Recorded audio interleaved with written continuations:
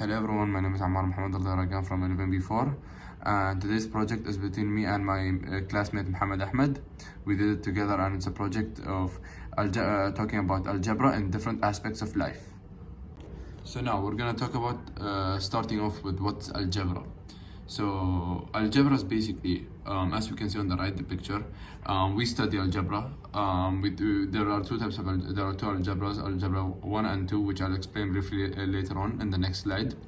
So it's basically algebra is basically a branch of mathematics that uses variables to represent the value that is not known yet. So as like it would ask you x, what is x? Basically, as we can see on the right side in the picture, there is x, like 2x cubed or 6x squared. So we're gonna basically have to know what's x. That's how it works, and it uses like many other symbols that are used to represent numbers and quantities and equations. So the purpose of algebra is to basically make it easy to state any math relationship and the equation that it has by using, as I said, like many letters of the alphabet, and the most common ones are x, y, and z that we've seen most of the time in equations in math. So I'm sure algebra 1 as an 11th grader, you've taken algebra 1 in the past, and now you have definitely taken algebra 2, and you should have by now. So algebra 1 is basically, it focuses on solving equations and inequalities, while what we take nowadays, if we do realize it's many things such as logarithmic equations or exponential equations. It has many functions that we learn about, and trigonometry, many graphs that we have. We could go on with a lot more.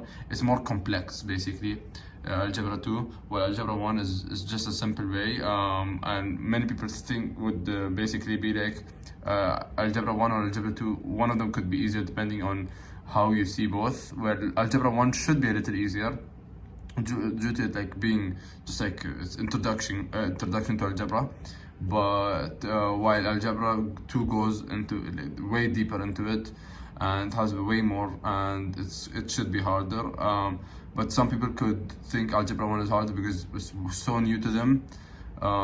So I agree with that. Algebra 1 was harder for me than algebra 2, and I'm sure my classmate Ahmad will explain his part also. Maybe it's harder or easier for him depending on what he thinks. So here in this slide, we're going to be talking about algebra in real life. So algebra, we use it in our daily lives to basically use a lot of things, and especially when we are making schedule of activities or tasks or assignments that we have that we want to finish. So let's say because you are dividing the whole day into different things, different tasks, different activities, and checking each time what you should do. So to complete that the intended activities, tasks, or assignments. So basically that process is basically dividing, and that's algebra right there, right? So, and also the simple process of basically when you're trying to check if you're gonna reach the office or your work on time, and you set your alarm at a specific timing, it is an algebra. It is a calculation of algebra, right? That you don't write it down, you just do it mentally. And that's just a simple example of algebra in real life. So this next one is my favorite one. It's the second example in the slide is basically I'm talking about in the kitchen where algebra is basically used in the best way possible for me, because I love cooking. Myself, Ammar. I love cooking, and when you basically make things like cake, especially cake, in my opinion, like baking, you need to perfect it, because one small mistake could lead to a whole mess up. So you need the exact correct combination of the ingredients when you measure it up, or all those. That's where algebra comes to reality, and it helps you to find the correct quantity of the ingredients that you need, how much salt, how much sugar, how much flour you need for the cake, and depending on the serving, depending on for how many people you're making. all of the ingredients and the number of servings that you make the variables, again variables. Basically whoever is cooking needs to use algebra, has to be intelligent in it a bit, and you don't need to study algebra for this, in my opinion. It's basically simple algebra, but not many people know how to do it. People who cannot bake much because of those mistakes aren't good in this type of algebra, are they? No, not really. I'm not really good at baking, so and then there are people who are really good at baking and know the perfect amount, so they learn through the process. Also, a lot of the mistakes come up when they bake, and slowly they learn, and that uses algebraic intelligence to make sure that it tastes really good and it looks good too. So let's talk about shopping now. When we go shopping, it does involve algebra also. So, and no one has thought about that, and when I learned about it, it's actually kind of true, because when you use because you're trying to find, let's say for example, rice. When you want to get rice, you want to find the correct quantity of that rice that you're trying to purchase. So you find it's basically the pound per cost. So you want to know if you're paying too much maybe, or if you're saving money in any way, how much is it gonna last. And basically, or even when you're trying to check, basically when you're getting it, are you taking a lot, can you carry it or not. So you're gonna calculate to make sure if you can, and that's basically using algebra in real life also. So now we're gonna be talking about in this slide about algebra and physics. So we do all know that physics has many variables as well, and that we basically move variables around the equation to basically get the answer that you want. And it's similar to chemistry as well, which I'll mention later on, with equations and many with how we solve, which I'm not mentioning here. It will be a small thing of how algebra and physics goes. So basically, algebra basically, as we know, it teaches us the basics of many like abstract mathematical thinking. Us as students, we slowly master the basic algebra equations. We basically go on more and more and more and learn more things that could basically help us in physics. Let's say for example, linear algebra. It plays a key role in physics, because this is the type of algebra that requires us as students to map three-dimensional spaces. And basically, linear algebra, it's because, as I mentioned it here, it's because it is the most important type to be used in physics. Mostly, as we know, it's basically because it is the science of the only types of equations that we know how to solve easily. So it's related to science, so it is the most important one in physics. And yes, so I'll basically talk about more on how the equation will go when we get to the chemistry part. So we're going to be talking about algebra and physical science, as physical science is also connected to physics, to chemistry, and algebra, and all of them is kind of similar. So in this one, so physical science, basic algebra is used, or math in general is used in physical science to calculate the measurements of objects and their characteristics, and to also show the difference between functions and properties and all that. So, and we have arithmetic, algebra, and advanced mathematics that can be used for that. And the two that are used are algebra and arithmetic, that they are used to establish values and solve some simple questions. So algebra, as you know, it uses letters to basically like X to denote a relationship between characteristics. For example, in physics or physical science in general, we have energy that is denoted by E and velocity by V. So we all know that we have Newton came up with a relationship between force, mass, and acceleration, which is F equals ma. If, let's say for example, we have m, which is 3 kg, and a, which is 2 meters per second, we basically do F equals 3 times 2 equals 6 newtons. Right there we substitute it, and that's something we do in algebra. It's just like how it works. The x is often assigned to a variable or an unknown value that we have to look for, and here we had to look for it, and yes, we found it, and then the force became 6 newtons. So now we're gonna be talking about algebra in business. So when you are an entrepreneur, you can basically use algebra to research and about your marketing or whatever you're doing to validate your business or the idea that you have that you're going with or going through with. So once your business is going well, you can slowly use linear equations and some other operations from algebra to basically check how your sales are going, if you're profiting or you're losing. And so let's say the example on the right, the picture, we can see that standard deviation is being used in order to check if the business is investing well or if the investment will make a profit or not. So basically the return is vertical, the vertical side, which is y, and then the risk is horizontal, aka x. It's just one example of how algebra is used in business and many ways of it. So as we can see, higher risk and high potential return, it's over here, and the low risk and low return. So it can be low return and high risk together, and low risk and high potential return together, well, whatever it goes. So it's a really good way of using algebra in business. So economics, a branch of business basically.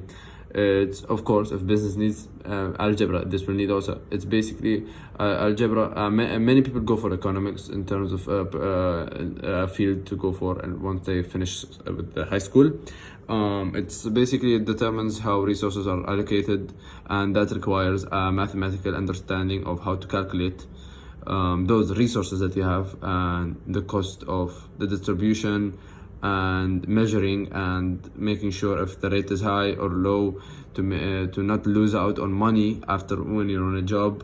You have to, at all times you have to calculate. Without algebra, there's no economics, business, and all the stuff. Mostly algebra, calculus, and statistics are all used to get bachelor degrees in economics. They are needed, and for people going to study these thinking they're gonna run away from algebra or math, no, you're not, because it's really important. Yes, it isn't as hard as many other fields that you go with, but algebra is really important, and especially I think a statistic that many people don't look at, but it's really important for economics to get a bachelor degree. So I'm going to be talking about all three that we just talked about: algebra, statistics, and calculus, and how they are used in economics. So algebra is basically used to make computations, such as the total cost and total revenue of the company, let's say, for example. Statistics, it allows economists to make forecasts and determine the probability of an occurrence. If something occurs, they basically you check the probability of it and how it works, and what will it lead to, maybe, let's say, for example. Calculus is basically uses to find the derivatives of utility curves, and the profit maximization curves and growth models, and how it is growing, to make sure how much the profit can go to, what can it lead to, and all this stuff. So now we're going to be talking about algebra and marketing, another branch of business. So basically, there's a lot of algebra that goes in marketing, particularly in social media, and it has a name, by the way. It's called relationship algebra, and we're going to be talking about three rules over here. And the first rule is basically the rule of symmetry. It's a very basic rule that basically, let's say, it says if A is equals to B, then B equals to A. Simply, let's say, in marketing, if A is your marketing campaign, B is what you can expect from your customers. It's really simple. It's basically, let's say, for example, you have like some sort of business. It equals, depending on how your customers attract with your business, that's your income. So so your marketing campaign is equals to what you get from your customers. So a second rule is basically the rule of zero, which is x plus 0 equals to x. It means that basically if you add zeros, nothing is added to the x. It means that if you add nothing to your campaign, you cannot expect anything to come into that. So a third rule is the property of negation. It's basically when you say, let's say, for example, experience times -1 equals to negative experience. Is that basically a positive outcome can be turned negative with just one simple bad experience. So to me, this is the most important one on the slide, which is the algebra and architecture. due to the fact that architecture uses a lot of math, algebra and geometry. So here we're gonna be talking about algebra and architecture, right? So in architecture work, people use many aspects of algebra in their work. So due to the fact that they need to know the components of the pieces that they work with, and they need to make sure it's the perfect amount in adding, and let's say for example if it's more, they need to make sure they're taking a certain amount of material to be efficient with their work, because they're building, right? So it holds like algebra really holds a massive function in calculating and making the design and plan the whole thing. So the engineers over there, they apply all these numerical structures to design their outlines or starting point. When they start off, they make sure with their equations or whatever they're doing, to make sure that they're doing everything perfectly and is the same size all around when they're building the building, right? So they equate and make sure of issues that the construction team could run into in the future, or while they're working on the building's structure. So even the engineers, they know that they need to know what type of issues that they're gonna run into, because of course you're gonna run into issues, but you have to know what they are exactly, or just somehow know something about it. So once the engineer equates, that engineer knows. So architects in general, they depend highly on algebra to design the structures, inclinations, and identify the points to make right estimations for the base of the structure to be steady and safe for the people who are gonna live in it. Because one, it's a building, it's a really big thing, so they need to make sure that since people are depending on them for their lives. So going ahead more into it now, we're going to be talking about Pythagoras theorem in architecture. So one of the most common theorems in algebra that architects use is the Pythagoras theorem. Okay, so what's the Pythagoras theorem? We've always studied it, and it plays a very vital role in building any building, and it has been used for centuries upon centuries to calculate the shape and the size of that building that they're building, right? It's really key to make sure that the size of the building and the shape is correct and efficient. So, and this question many was asked, that why do architects really need Pythagoras theorem though? Well, as I said, with the Pythagoras theorem, with this help, the architects can measure the exact angle of the structure, and to make sure if that structure is stable or not. If it's not, they have to fix it up and make sure it is. Because let's say for example over here, the square of the slope's length will be equal to the sum of the other side's square. They make sure if it is the same, and not just the same, the exact same, so it can stay stable.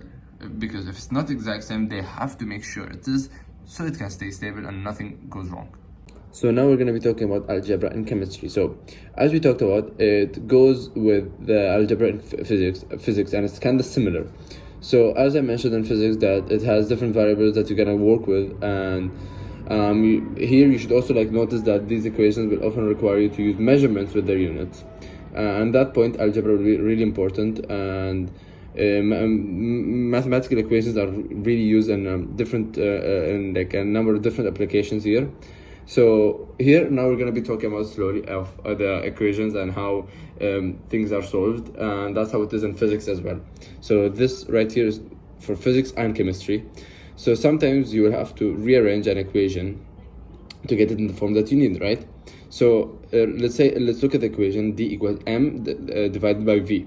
So if you're asked to solve for d, which is density by the way, all you have to do is substitute m and v, the measurements that you have to, and then solve them. So the question will usually have both m and v if you are supposed to solve for d. But if you are not supposed to solve for d, but you are asked to solve for m, then you will need to basically manipulate the equation to isolate the desired variable. Let's say for example, in case of basically m equals to, let's say something, we need to find m at that point, right? So you need to move the v from the right side to the left side of the equation. Since the v is the denominator, you need to multiply both sides of the equation by m. since we need to find m. Let's say, for example, we're gonna go to the next slide and we're gonna explain it even more with pictures. So we're gonna be going into more details over here. So in order to find the m right now, right? So with the original equation is d equals m over v. To find m, we need to isolate m, right? So that means we have to multiply both sides by v. So to multiply both sides by v, it means that v times v, it means that v is cancelled. So that would mean that the m is officially isolated. So it will be like m equals v times d, and then the v and d, we substitute them for the numbers that are given, that I'm sure will be given in the question itself. So then once we substitute, we get the answer for m, and then now we're going to be looking for v. To look for v, this is another way of doing it, by the way. So in order to look for v, it will be d equals m over v, right? So in order for that to happen, we put v to the other side, we send v to the other side, it will be v times d equals to m, and then we divide both sides by d. This is another way of doing it, by the way. You can do that for m as well, but for this is to show extra ways.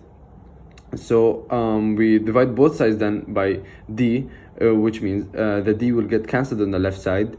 The v will be alone, and then it will be v equals m over d. This is the division way. The other one was the multiplication way. You choose your own way. So then we substitute m and d for the numbers that are given, and that's it. We find the answer and we're done. So now we're done over here, and from myself, Ammar Mohammed, and my dear friend and classmate Mohammed Ahmad, we thank you for listening and have a blessed day.